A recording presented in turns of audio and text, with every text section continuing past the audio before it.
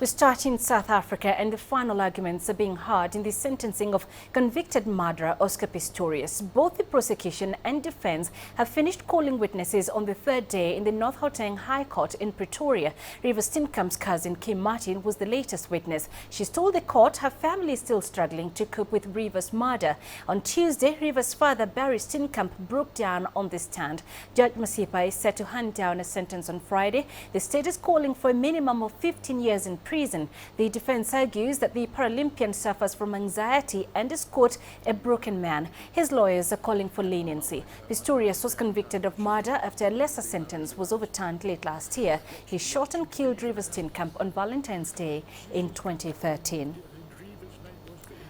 Let's get you the latest now on that story. I'm joined live from the court in Pretoria by our Yolisa Njamela. Yolisa, what's the latest from the courtroom?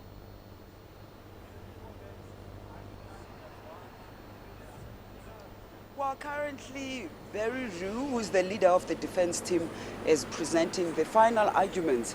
As before, just before I came through to chat with you, actually we were watching Oscar Pistorius on his stumps, illustrating how difficult it is for disabled people to survive in prison, as illustrated, according to the defense team, as illustrated during the 12 months incarceration that Oscar had.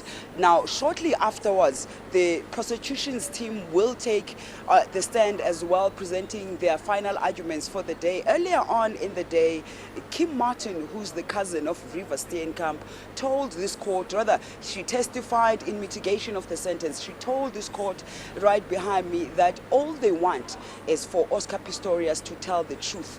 They believe that he has changed his story over the past 2 years since the case has started, since their cousin was killed by him. What else they want from Oscar is to ensure that he apologizes to the family, whether he killed Reeva Steenkamp intentionally or unintentionally. They just want him to apologize to the rest of the family that they're having an extremely difficult time. She told the court that Valentine's Day has become such a horrible day for them. You'll remember, of course, that Reeva Steenkamp was killed in 2013 on Valentine's Day. The other thing that Kim Martin took issue with is the fact that Oscar Pistorius has given an exclusive interview to a British television station, and she's asking why couldn't he take the stand and tell his story to the world through the courts of South Africa instead of going to the television stations. So, Yolisa, what's the crux of this closing argument? So what's the reasoning behind the defense's asking for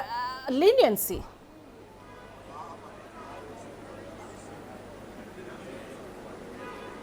Well, Barry Rue is taking the same trajectory that Johan Scholz took on Monday. You remember that the psychologist who took the stand in mitigation of the sentence for Oscar Pistorius on Monday was telling the world of a broken man, a man who is completely depressed, a man who's had a horrid time over the past 2 years and who's not supposed to be jailed but rather hospitalized because of what he's endured over the past 2 years, but also someone who can contribute to the society instead of being put behind the bars.